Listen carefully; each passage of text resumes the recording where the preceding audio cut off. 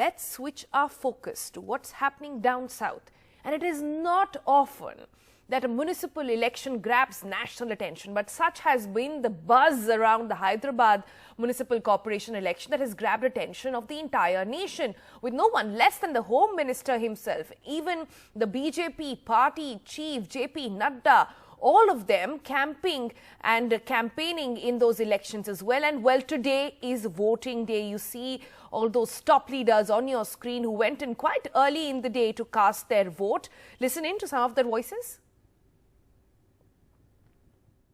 मैं ग्रेटर हैदराबाद में रहने वाले सभी लोगों से यही अनुरोध करता हूं, आप घर से बाहर आइए।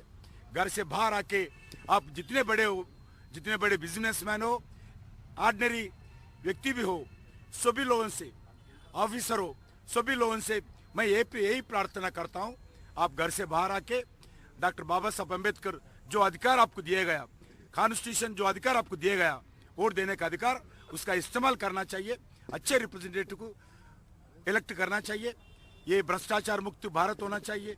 ये ठीक करने वाले, देश जनता को सेवा करने वाले रिप्रेजेंटेटिव आपको आना चाहिए। इसके लिए आप घर में बैठ के क्रिटिसाइज करते हुए कुछ नहीं आता, आप बाहर आके वोट का इस्तेमाल करके अच्छा रिप्रेजेंटेटिव को इलेक्ट करना चाहिए। मैंने अपना जो डेमोक्रेटिक राइट है, अपनी पसंद का इजहार आज किया हूं और मैं आप तमाम के जरिए से हैदराबाद के अवाम से अपील कर रहा हूं कि वो अपने एक एक वोट का इस्तेमाल करें और हैदराबाद और बिलखुसूस पुराने शहर की तरक्की के लिए, उसकी तहजीब, सखाफत, उसकी ज़बान, उसके कंपोजिट कल्चर के लिए आप तमाम को निकल कर मैं अपील कर रहा हूं कि निकल कर वोट का इस्तेमाल करिए और ज़्यादा से ज़्यादा वोट का इस्तेमाल करिए, पोलिंग परसेंटेज को बढ़ाइए। All right, Uma Sudhi now joins us live now. Good morning, Uma. Like I just said, never before have a local body elections garnered so much of buzz. So clearly this one is quite different. Could you explain to us why parties are taking so much interest in these polls?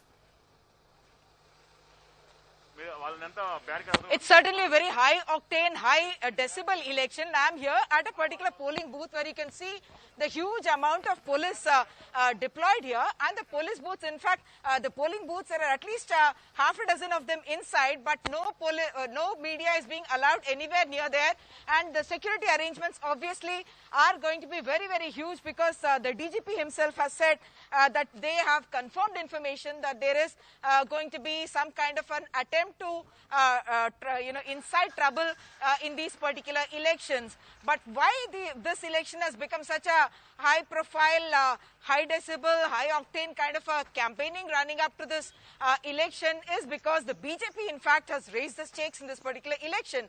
They had only 4 out of the 150 divisions in the 2016 municipal polls, but after a by-election victory that in fact raised the number of their seats in the assembly to 2, they have now raised the stakes and saying that this is going to be only a stepping stone for people to change the leadership in the state itself, and that's the reason why they brought in all their high-profile leaders from Union Home Minister Mr. Amit Shah to the UP Chief Minister Yogi Adityanath to the party President JP Nadda. Everywhere you saw the BJP having such a high decibel kind of a campaign and saying not just about the road sadak pani, which are the usual issues for a municipal corporation, whether the floods had flooded the city. They spoke about those when they realized that perhaps they were talking too much about other issues, but largely the template has been to say, Nagraj, this way. Nagraj, the template has been to say that if you are wanting a change in Hyderabad, if you are tired of the TRS rule, then you should certainly vote for a change, is what the BJP has been telling people in the state. You voted in the last elections. Yes. Did you get a chance to vote now? We have voted last year. What happened now? Now there are no names. Why? We don't know. We don't know the names. We have nobody. We have here our registration forms, which we have done booking online, but still our names are not there. Even my daughter, who is a 21-year-old, we have registered her also. They are just trying to show some false this thing that the address has not been uploaded or something or the other. Whereas we have done everything. and our card has not come. We are income tax people here in the city, in the country. Why shouldn't we have the rights to vote?